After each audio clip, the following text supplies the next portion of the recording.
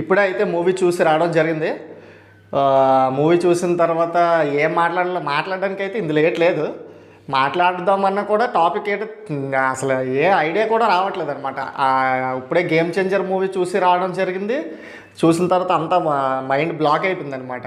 ఒక్కసారిగా మనం ఏంటో అనుకున్నాం, ఏదో ఎక్స్పెక్టేషన్స్, సాంగ్స్కి 75 crores ఖర్చు పెట్టారు. సినిమా చూస్తే ఎంత బడ్జెట్తో ఖర్చు పెట్టారు, అది శంకర్ గారి డైరెక్షన్లో.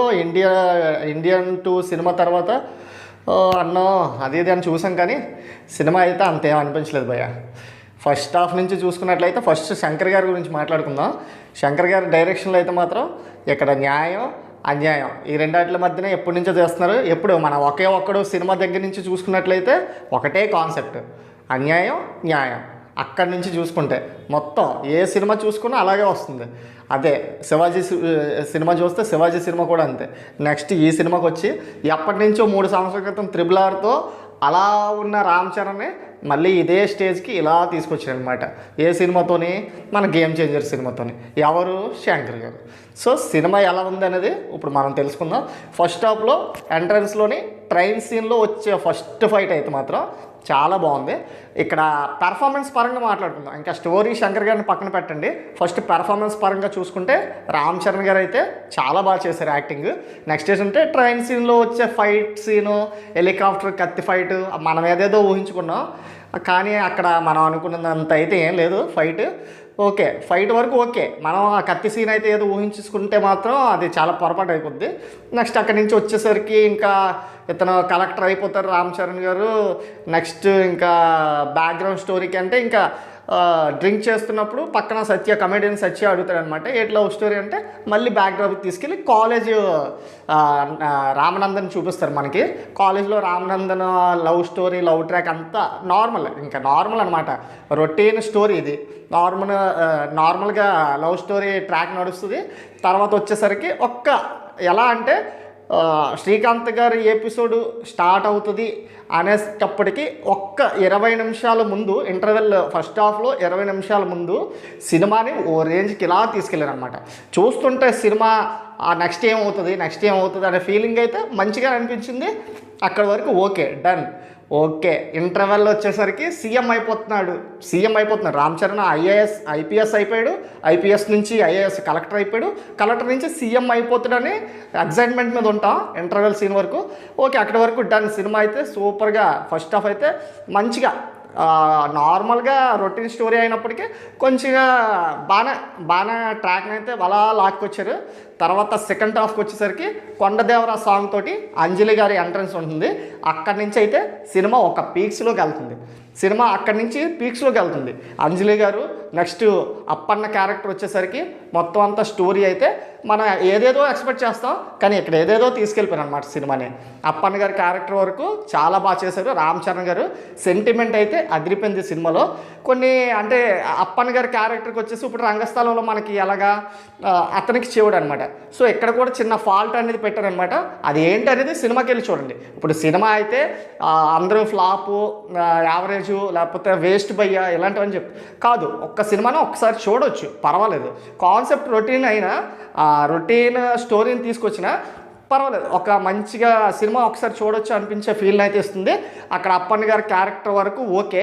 అక్కడి నుంచి వచ్చే సీన్స్ ఏంటంటే ఇంకా మనకు తెలిసిందే, రాజకీయ పరంగా వెన్నుపోటు పడవడం, దానివల్ల కొన్ని అనర్థాలు జరగడం, దాని బ్యాక్డ్రాప్కి తీసుకొని మళ్ళీ రామ్ చరణ్ గారు వాళ్ళ అమ్మగారి సెంటిమెంట్తో ముందుకెళ్ళడం, స్టోరీ అంతా రొటీన్గా వెళ్తుంది. సో ఈ మధ్యలో ఎస్జే సూర్య గారికి రామ్ చరణ్కి మధ్య జరిగేది మొత్తం సినిమా అనమాట. ఇంటర్వెల్ తర్వాత ఎప్పుడైతే ఒక 20 minutes సినిమా హైలైట్ అయిపోతుందో అక్కడి నుంచి సినిమా ఉంటుంది భయ్యా. ఇంకా అందరికీ నిద్రలు వచ్చేసి బయటకు వచ్చిన రివ్యూలు ఆల్రెడీ మీకు పబ్లిక్ టాక్లో నేను పెట్టి చూపించాను. నిద్రపోయానని ఒకడు, రొటీన్ స్టోరీ అని చెప్పి ఒకడు, అసలు ఎంత అంటే ల్యాగ్ చేసుకుని తీసుకెళ్ళారు. అంటే ఒక కలెక్టర్కి, ఒక మినిస్టర్కి ఎవడు సీఎం అవుతాడు అని ఒక కాన్సెప్ట్ని అయితే లాస్ట్ వరకు తీసుకెళ్లారు. సినిమా అయితే పర్వాలేదు, ఒక మాదిరిగా ఒక యావరేజ్గా అలా వెళ్ళిపోతుంది. కానీ అందరూ అనుకున్నట్టయితే మాత్రం బ్లాక్ బస్టర్ అయితే కాదు. ఫైనల్గా మనం ఏం చెప్పాలనుకుంటున్నామంటే నటీనటుల పరంగా చూసుకున్నట్లయితే రామ్ చరణ్ గారు అద్భుతమే చేశారని చెప్పాలి. ఒక కాలేజ్ స్టూడెంట్గా కానీ, నెక్స్ట్ ఒక కలెక్టర్గా కానీ, నెక్స్ట్ అప్పన్న క్యారెక్టర్ కానీ, ఈ 3 చూసుకున్నట్లయితే యాక్టింగ్ మాత్రం ఆస్కార్ అవార్డు ఇచ్చిన రేంజ్లో, నేషనల్ అవార్డు తీసుకునే రేంజ్లో అయితే యాక్టింగ్ ఉంది. నెక్స్ట్ వచ్చేసరికి మన అంజలి గారు యాక్టింగ్ మాత్రం చాలా బాగా చేశారు. అమ్మ క్యారెక్టర్ మాత్రం అలాగా ఇంకా జీవించేశారనమాట. మనకైతే 2-3 సెంటిమెంట్ సీన్స్లో అప్పన్న క్యారెక్టర్ విషయంలో, నెక్స్ట్ అంజలి గారు క్యారెక్టర్ విషయంలో అయితే మనకి 2 సెంటిమెంట్ సీన్లో అయితే బాగా ఏడుపు వచ్చేటట్టు అయితే అనిపిస్తుంది. చాలామంది అయితే లేడీస్ చూస్తే మాత్రం పక్కా ఏడుస్తారనమాట సినిమాకి. చాలా మంచిగా ఉన్నాయి ఫీలింగ్స్ అన్నీ, సెంటిమెంట్స్ అంతా బాగానే ఉంది. ఒక మంచి కోసం పోరాడే నాయకుడిగా అప్పన్న క్యారెక్టర్ బాగానే ఉంది. అంత పర్వాలేదు అనిపించే రేంజ్లో అలా సాదాగా తీసుకెళ్లారు. లాస్ట్ వచ్చేసరికి భయ్య కొంచెం లాగ్, అలాగ ఇంకా సాగదీస్తూనే ఉన్నారు సినిమాని. ఫైనల్గా ఇంకొచ్చేసరికి ఇంకా సినిమాలో విలన్ చంపేయడం ఇలాంటివి ఉంటాయి కదా, ఇవేంటి ఎక్స్పెక్ట్ చేయకండి, అలాంటివి ఏం జరగవు. కామ్గా సినిమా అయిపోద్ది. ఇక్కడ చూసుకున్నట్టయితే రామాచార్య సాంగ్ బాగానే ఉంది. ఓకే, దోపు అయితే మనం ప్రపంచం అంతా మాట్లాడుకుంటుందని తమన్ గారు చెప్పారు. సో అది కూడా మంచిగానే ఉంది. కాకపోతే ఒక టైమింగ్ ప్రకారం ఒక సాంగ్ అనేది అయితే ఇక్కడ స్టార్ట్ అవుతుంది అనమాట. ఆ టైమింగ్ మనం ఎక్స్పెక్ట్ చేయలేనప్పుడు కూడా ఆ సాంగ్ వచ్చేస్తుంటుంది అనమాట. సో ఇలా సాంగ్స్ని ఎలా చేసుకుని వచ్చారు. ఫైనల్గా ఇంకా నానా హైరానా సాంగ్ అయితే అసలు సినిమాలో లేదు. ఇప్పుడు మన సాంగ్స్కే శంకర్ గారు 75 కోట్లు అయితే పెట్టారు. ఆ 75 కోట్లలోనే ఎన్ని కోట్లు మరి ఆ సాంగ్, నానా హైరానా సాంగ్, ఆ సాంగ్ ఫుల్గా అయితే సాంగే లేదనమాట. ఇంకా మరి నెక్స్ట్ చూసుకున్నట్లయితే ఇంకా సినిమా కైరా అద్వానీ గారు ఉన్నారు కదా హీరోయిన్ పాత్ర అయితే అంతంత మాత్రం ఏదో ఉన్నారు, ఒక రోల్ ప్లే చేయాలి కాబట్టి హీరోయిన్ క్యారెక్టర్ అలా ఉన్నారు. ఇంకా కమెడియన్ గురించి చెప్పుకుంటే సునీల్ గారు కూడా చాలా బాగా చేశారు. ఎక్కడికక్కడ టైమింగ్ బట్టి జోక్స్ కామెడీ అయితే అదిరిపోయింది.